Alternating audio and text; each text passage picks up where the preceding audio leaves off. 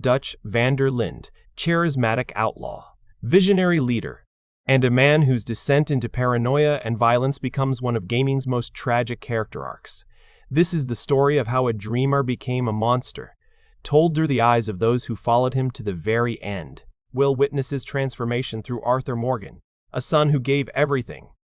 Through Hosea Matthews, the conscience Dutch stopped hearing, and through the broken remains of a family that believed in a dream, until that dream rotted from within. I would never doubt you, Dutch. You always said revenge is a luxury we can't afford. This is the right call, Arthur. In the beginning, Dutch is everything Arthur Morgan claims he is, a man with a plan. I have a plan, but the plan. That's the plan. The plan. I think the best plan is the plan. I ain't got a final plan. He speaks of Evelyn Miller, quotes philosophy, and promises his gang a life free from civilization's corruption. He's a father figure who rescued street kids and outcasts, giving them purpose.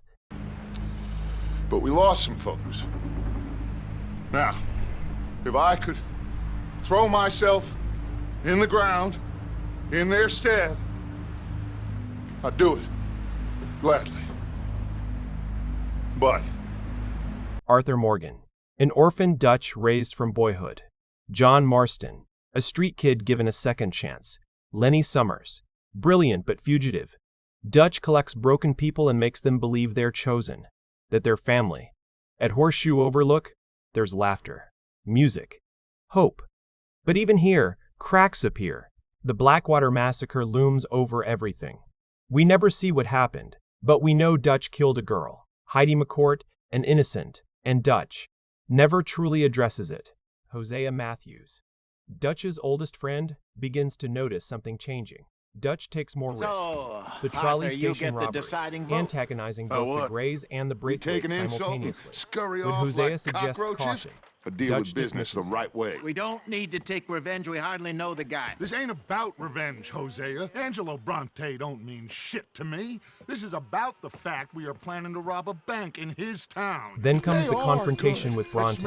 Filth, Dutch drowns him, So filth torturing him, feeding him to alligators. It's vicious, personal, and unnecessary. rescue you. Arthur and Hosea exchange glances. This isn't the Dutch they knew. Call them now. You call them.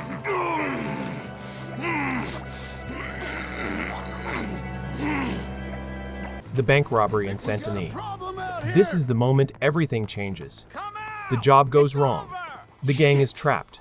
And in the escape, Dutch suffers a head injury in the trolley crash. Now, did the head trauma cause Dutch's decline?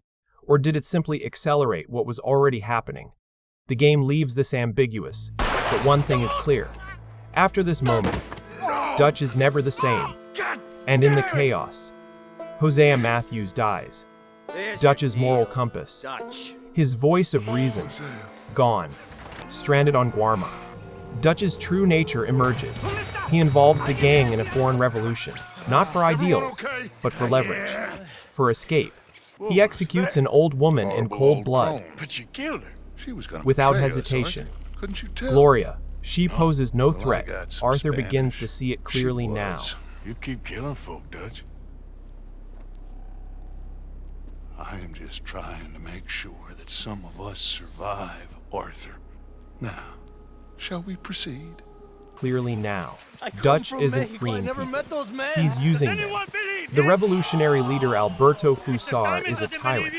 Yes, but Dutch becomes no better. He's seeking violence for its own sake, wrapped in the language of liberation. Back in America, Dutch is surrounded by new voices. Micah Bell whispers poison in his ear, feeding his paranoia. All I know is there's law whenever you're around. Is that so? Because it seems to me that since you've been riding with us, there ain't been nothing but trouble. Stirring things up all the time, getting in Dutch's ear. Seems wherever you is, there's Pinkertons and vice versa. So you better watch your goddamn mouth, boy! Dutch no longer trusts Hosea's wisdom. Because Hosea is dead, he dismisses Arthur's concerns, John's doubts. Anyone who questions him is a traitor. He manipulates the Wapiti tribe, using their desperation for his own ends. Rain's fall sees through it. His son, Eagle flies doesn't, and it costs the young man his life.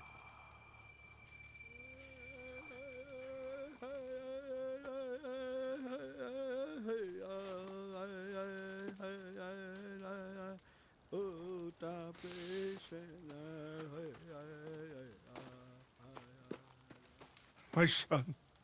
Dutch expresses no remorse, only frustration that the oil refinery job failed. He's a man who, not so long ago, I would have found weak and pathetic.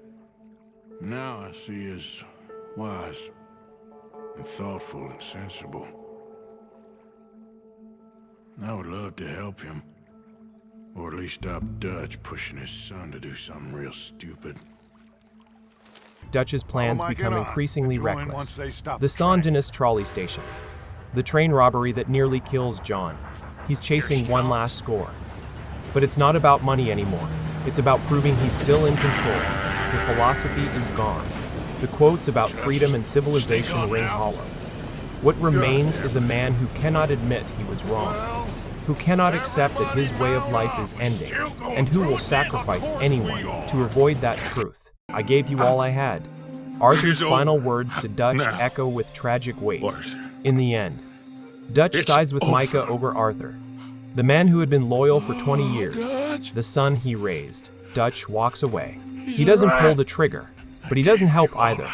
It's the ultimate act of cowardice, from a man who spent his life preaching about loyalty and family.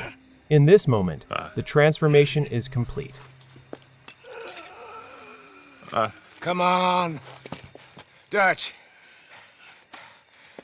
Let's go, buddy. We made it. We won. Come on. 8 years later, John Marston finds Dutch living in the mountains with a new gang. Hello, son. Mrs. Adler. It's been quite a while. Dutch hasn't learned. He's still using people, doing here, Dutch? still spouting philosophy, still running the same cons. When cornered, he gives one final speech about fighting the noise, and then he falls, whether it's suicide or a stumble. Dutch's final choice is to fall backward into the abyss. It's fitting. He spent years refusing to see the truth, and he dies rather than face it. So what happened to Dutch van der Linde? Was it the head injury? The loss of Hosea? The pressure of a changing world? Or was the monster always there, hidden beneath the philosophical veneer? Perhaps the truth is that Dutch was always a manipulator who believed his own lies. The Wild West gave him a stage, a context where his violence could be justified. As that world died, so did the illusion. What we witness isn't a good man corrupted. It's a flawed man, exposed. Dutch van der Linde's decline is a masterclass in character writing. It's gradual enough to feel real, yet inevitable enough to be tragic. He's a man who could quote Evelyn Miller, but couldn't see himself clearly. Who preached loyalty, but couldn't give it. Who promised Tahiti, but delivered only death. In the end, the gang didn't need saving from civilization. They needed saving from Dutch, and by the time they realized it, it was far too late.